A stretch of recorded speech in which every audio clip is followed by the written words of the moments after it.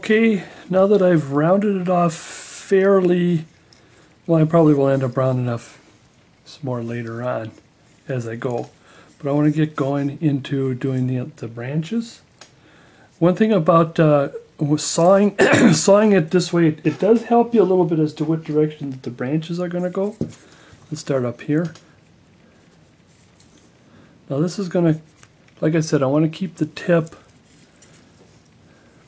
I want to say don't carve into it as much. We'll figure that out later, but see how this goes, like this will go like right here, this goes here, and you're beginning to see how things go. You might even leave this. Like I said, a tree is imperfect, so you could, like, I'm going to make this branch come this way. See how these two are different from each other.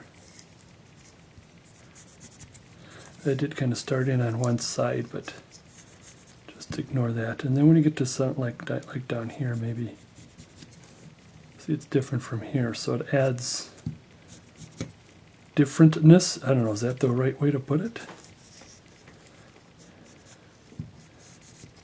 And again, I am going to do just a few, just to show you how I do this. I didn't want you to get bored watching me. I don't know how to do this one, maybe like this. Watching me do the same thing over and over and over. Okay, now we're going to take our V-tools. I like using the V-tool to start with on something like this instead of using the knife, kind of clean up the pencil marks that I just did here. I'm going to put this little twist here. And I did neglect to put my chisel glove on here, but let's see if I can do this without. Now remember, like I said before, start there. Be careful when you start doing these branches that you don't slip and cut yourself.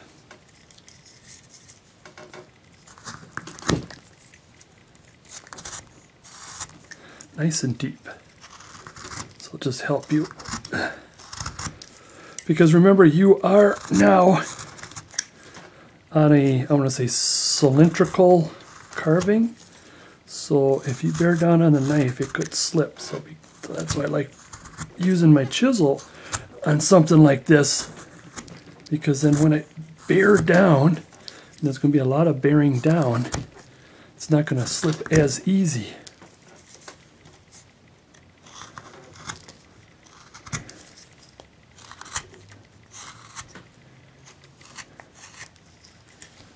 Make sure I'm in there. Am I in there here?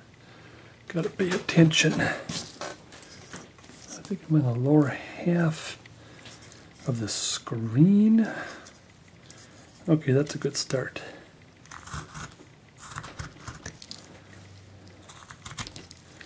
Alright.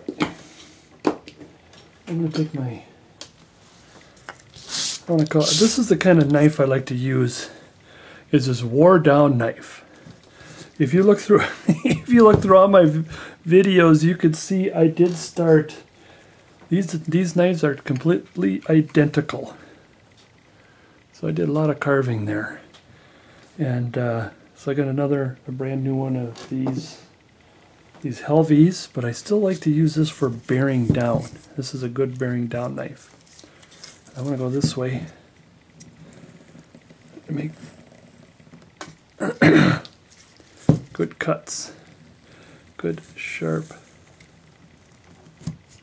cuts. Be careful, not so hard that you're going to break that. Let's see, break that branch off. Oh, this thing isn't coming out as well.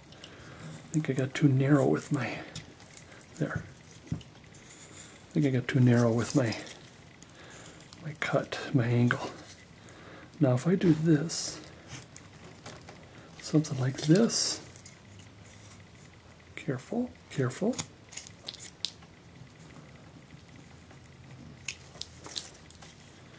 Okay, so I created the first step of this branch. Now what I want to do is, you can leave it like that if you want, do all kinds of things to it. You can do whatever you want. But I kind of like to here and kind of bury the tip of that. See how that went in like that? See, it adds a nice three-dimensional. Get out of there. Of course, there'll be some cleaning up to do. See, I kind of like that. Same with right here. Right here, be careful. See, that goes in, and then this will come out. This will come out a little bit. Now you might want to maybe do a little bit of undercutting here. And so you begin to see the three-dimensionality of the tree. Let's do that again with this one. Careful not too hard, so it'll break this branch or portion of the tree. And if it does happen, that's just the way it is. I mean, don't worry about it. Yes, it's not as symmetrical as you want it, but it does add to the imperfectness of the tree. And again, I want to bury this. In fact, this one is too far in to bury it as much as I did the last one. And again, at the end, we'll be doing a lot of cleanup. I just like to do this so it adds 3 dimension to each branch. So don't mind my sloppy cut. This is the big cut time. Let's go a little higher up here.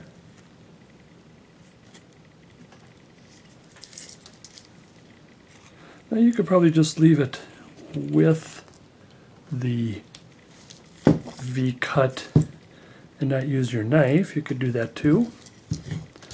I've done Christmas trees where you just make it into a round cone and then all you do is just kind of do this to it all the way around. I've done that. Kind of a little quick tree. So there's so many things you can do with the tree. I'm going to go all the way and make this kind of a semi-realistic. And like I said, this looks good with your Santa Clauses. Might want to do a little bit under because there's a cut there that I might want to get rid of. But then when we paint this tree, that crack may go away. I could leave that as it is, or I can dig some more. So all the way around, I'm gonna stop here and I'm gonna do this. Like I said, I don't want to bore you too much in it. I'll do probably this one right here.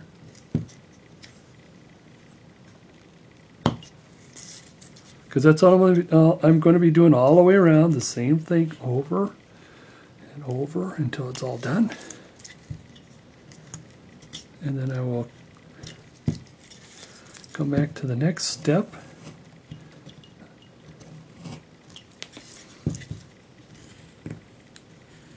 I've also made trees. You take the cone and you take the V-tool and you just make a bunch of slashes. I've done that. Just these, if you want to do a quick tree, quick Santa tree or whatever.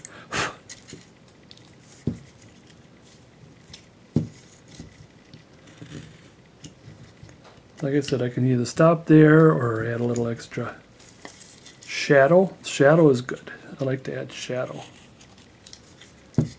in the tree. Tree is kind of mysterious too.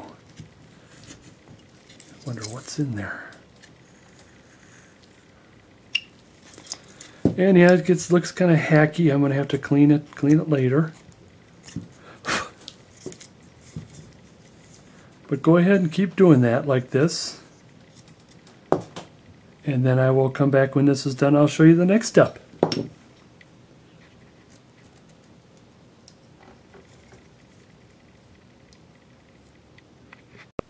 All Alright, I rounded the tree a little bit, or a lot of it.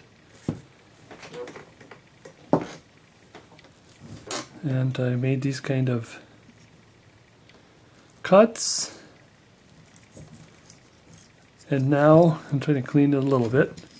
Now the next step, two things, is one is we're going to kind of clean the leaf a little bit, or the bottom of the leaf, so it's not too raggedy. We can have it raggedy a little bit, but I like to put kind of a little bit of a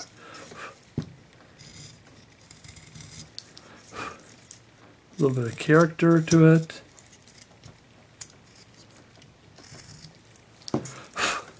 See, especially these flat pieces here.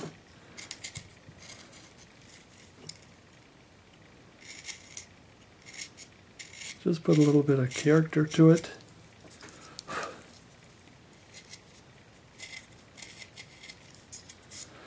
So it's just not completely flat. Maybe what we'll do is lift one end.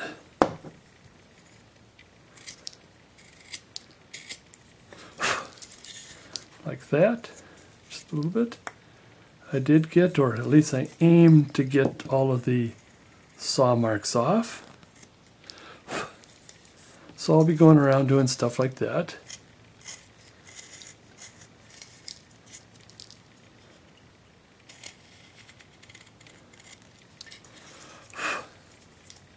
See, like that. Add some characters here, characteristics here and there. I might want to leave, could leave some of these like this. Just like what I did here. Doesn't have to be too perfect, or it shouldn't be perfect, that's what I'm going to say, because this is not a perfect tree, is not overly perfect. A little angle there, and a little dimple here. Maybe widen this a little bit here, widen the cut. Maybe to make sure that I'm not doing the same, I'll just cut low here and high up here. And then I'll cut high here and low over here.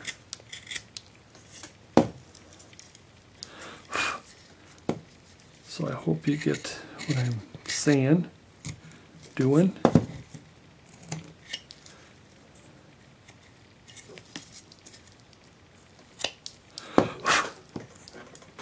So on and so forth. Let's just put a dimple in this one, like that. And all the way around. Oh, there's a big one there. Hey, let's do, I was just thinking about this. Since this is low, let's do a double dimple. Just thinking about that. I don't think I've ever done that, a double dimple. Let's see how it looks. Is that a good idea or a bad idea? Oh, it looks all right. Just to be different. Some I might leave as is. That might be okay as is. Just for the sake to make sure that it's all different. Giving it another last look for it to be completely rounded, or as rounded as possible. It still looks a little square, but I don't think I want to spend too much time on it, making it rounder. Okay, now the next thing I want to do, even though I probably need more time rounding these things here, but I want to jump into the next set. I'll run in when I run into, there's another one there. Let's make it where it's low on this side and high on this side. Maybe let's add a little dimple, just a little bit.